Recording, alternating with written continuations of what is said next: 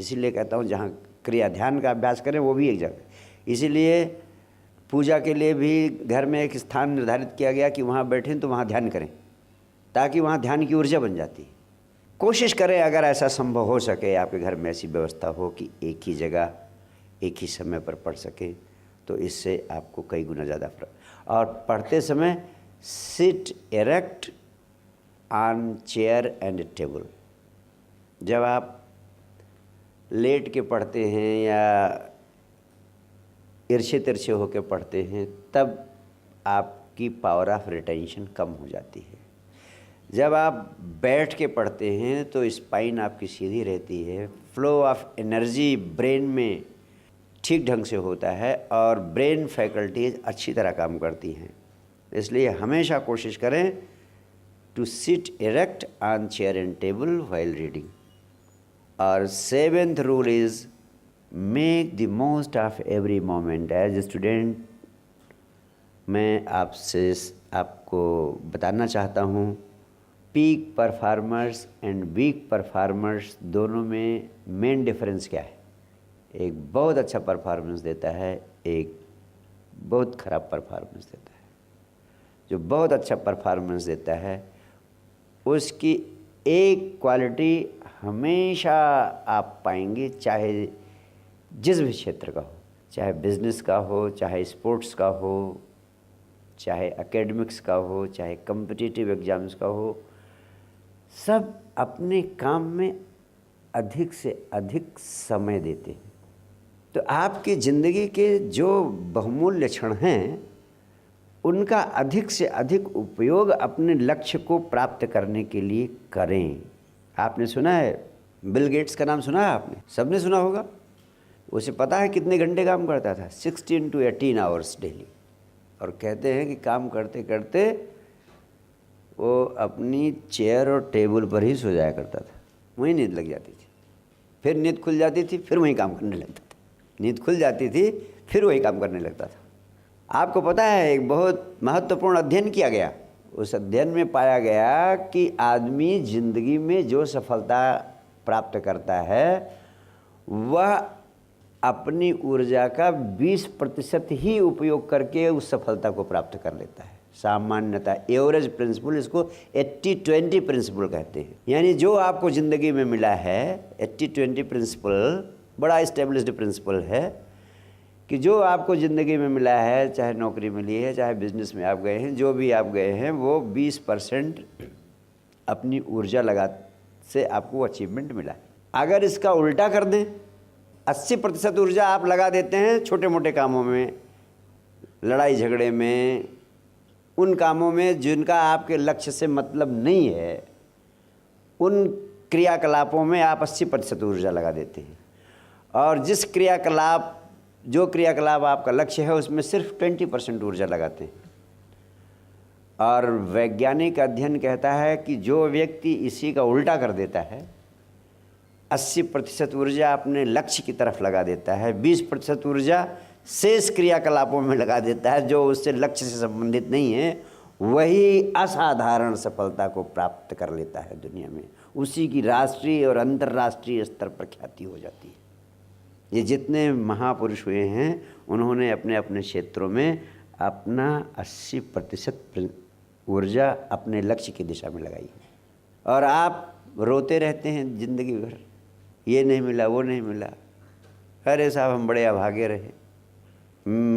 आपको पता है भाग्य की सबसे बड़ी विधि क्या है भाग्य को अपने फेवर में करने की? किसी गुरु ने नहीं दी होगी, मैं बता सकता हूँ। Hard work. Hard work is the greatest की टू ओपन योर लक। तकदीर बनाने की कुंजी। 80-20 प्रिंसिपल को उल्टा कर दो, 80% ऊर्जा उस काम में लगाओ जिसमें जो तुम्हारा लक्ष्य है, चाहे जो लक्ष्य हो, और फिर देखो तुम चमत्कार कर दोगे। और विचार शक्ति का विज्ञान अपने आप करा देगा। अगर विचार शक्ति के विज्ञान का जो मैंने सुबह आपसे चर्चा की थी उसका उपयोग किया आपने, तो अपने आप आपकी 80% ऊर्जा को आपके लक्ष्य में लगा देगा। आप डायमंड डायरी खोल लीजिए बस। 80-20 principle 80% energy towards your goal अपने आप लग जाएगी। आपको केवल मैं समझाने के लिए ये बातें कह रहा हूँ। विश्व में किए गए विराट अध्ययन और सर्वेक्षण में पाया गया है कि सामान्य व्यक्ति अपने जीवन ऊर्जा का 25% ही अपने काम में लगाता है। जो 50% लगा देता है, सारी दुनिया उसका सम्मान करती है, आदर करती है, उसको पलकों पे बिठाती है।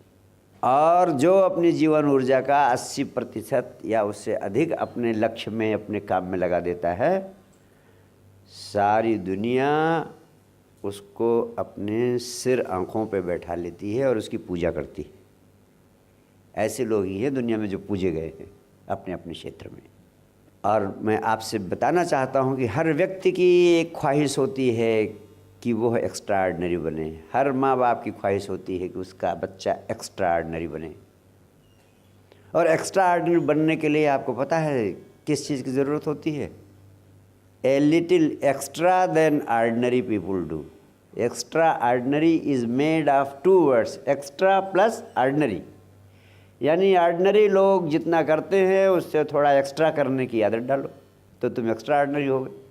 और अंतिम सूत्र आपसे कहना चाहता हूँ कि इस दुनिया में बड़ी से बड़ी सफलता हासिल करने का एक ही सबसे बड़ा राज, वो राज किसी को पता नहीं। वो राज सिर्फ पृथ्वी पे संबुद्ध लोगों को पता था। और मैंने सारे संबुद्ध पुरुषों के जीवन में गहराई से उतर कर देखा तो एक ही चीज़ पाया कि ये सब हंसते हुए लोग थे, सारे हंसते हुए लोग थे। अगर तुम्हें ज़िंदगी में असाधारण सफलता की ऊंचाइयों को प्राप्त करना है तो हंसते हुए जीना सीखो।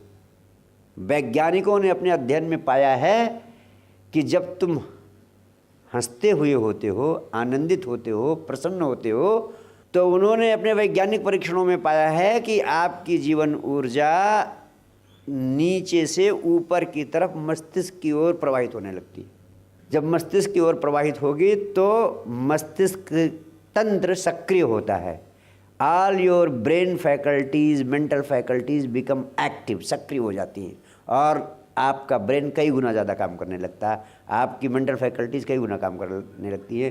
क्योंकि वैज्ञानिकों ने कहा कि जब आप आनंदित होते हो, उत्साहित होते हो, खुश होते हो तो अपवार्ड मूवमेंट ऑफ एनर्जी होता है। लाइफ की एनर्जी नीचे से ऊपर की तरफ मस्तिष्क की तरफ प्रवाहित होने लगती है और मस्तिष्क तंत्र में पहुंचकर न्यूरॉन्स को सक्रिय करती है। इंटरकनेक्शंस ऑफ न्यूरॉन्स में कई गुना बढ़ोतरी होती है, उससे आपकी मेंटल फैकल्टीज कई गुना बढ़ती हैं और आप मानसिक रूप से जागरूक हो जाते हो और आप अपनी सोई हुई मस्तिष्क क्षमता का अधिकतम उपयोग करने में सफल हो जाते हैं। और जब आप दुखी होते हैं, उदास होते हैं, निराश होते हैं, चिंतित होते हैं, तनाव में होते हैं, तो आपकी life energy starts moving downwards from the brain towards the lower centres. तब आपकी जीवन ऊर्जा मस्तिष्क से नीचे की तरफ प्रवाहित होने लगती है। तो मस्तिष्क से नीचे की ओर ऊर्जा जाएगी तो मस्तिष्क तंत्र निष्क्रिय हो जाएगा, मेंटल फैकल्टीज़ काम करना बंद कर देंगी, मेंटल फैकल्टीज़ अपंग हो जाएंगी।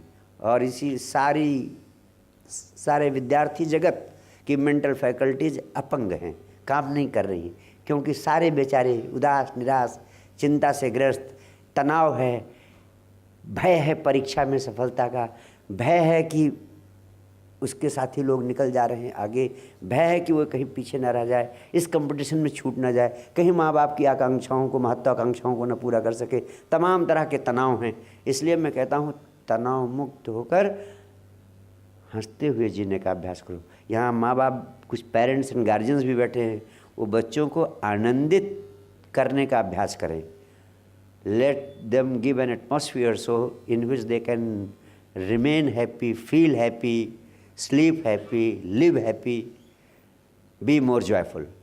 ये कैसे संभव है, इस संबंध में 2-4 बातें आपसे कहना चाहता हूँ। ये सबसे महत्वपूर्ण है और ये एज स्टूडेंट्स आपको स्वयं अभ्यास करना है, एज पेरेंट्स आपको देखना है, सुनिश्चित करना है कि इन बच्चों के जीवन में ये खुशी कैसे आए। इसके लिए मैं कुछ अनुभव किए हुए सूत्र आपसे कहता हूँ। अगर आपने ठीक से सुन लिया इन्हें 10 मिनट तो शून्य भर से आपकी ज़िंदगी बदल सकते हैं। पहला सूत्र है कि सुखी रहना, आनंदित रहना या दुखी रहना, उदास रहना, ये आदतें हैं, सिर्फ आदतें हैं। दुखी और उदास रहने की तो आपने आदत डाल ही रखी है, उसके लिए तो किसी प्रकार के प्रयास की ज़रूरत ही नहीं, वो तो आप हैं। एक क्रिश्चियन मिशनरी हिंदुस्तान आया था, तो वो लोगों को, जिनको क्रिश्चियनिटी में कन्वर्ट करना था, ऐसे ट्रेनर्स को ट्रेनिंग दे रहा था कि कैसे जाके हिंदुस्तान में लोगों के सामने जाना है और इस तरीके से कैसे उनको कन्वर्ट करना है कि वो क्रिश्चियनिटी को स्वीकार कर लें, हिंदू धर्म को, मुसलमान धर्म को छोड़ करके क्रिश्चियनिटी को एक्सेप्ट कर लें। तो ट्रेनिंग देते समय वो कह रहा था कि जब तुम लोगों से मिलो, जब लोग तुम्हारे सामने हों, तो उनके सामने स्वर्ग का वर्णन करो कि तुम क्रिश्चियनिटी को आत्मसात करते हो, तुम क्रिश्चियन बन जाते हो, तो तुम्हें स्वर्ग मिलेगा, और स्वर्ग के आनंद का, स्वर्ग के वैभव का, स्वर्ग की गरिमा का, स्वर्ग के जीवन का विस्तार से वर्णन करो। और उस समय मेज़ पर ठोको और चेहरे से आनंद, हंसी, उत्साह पैदा करो और बताओ कि इस तरीके से खिला हुआ चेहरा होगा, आनंदित होगे, प्रसन्न होगे, वहाँ पर स्वर्ग मिलेगा तुम्हें, तो कितने मज़े होंगे। तो उसने कहा कि और सर, जब नरक का वर्णन करना हो तो कैसे कैसे करेंगे? तो उस क्रिश्चियन मिशनरी ने कहा, जब नरक का वर्णन करना हो तो कुछ कहने की ज़रूरत ही नहीं, तुम जैसे हो वैसे ही अपना चेहरा रहने देना। सिर्फ इतना कह देना कि अगर क्रिश्चियनिटी को न स्वीकार किया तुमने तो स्वर्ग से वंचित रह जाओगे, और फिर तुम्हें ऐसे ही ज़िंदगी जीना पड़ेगा जैसे हम जी रहे, और अपना चेहरा दिखा देना जैसे है वैसे।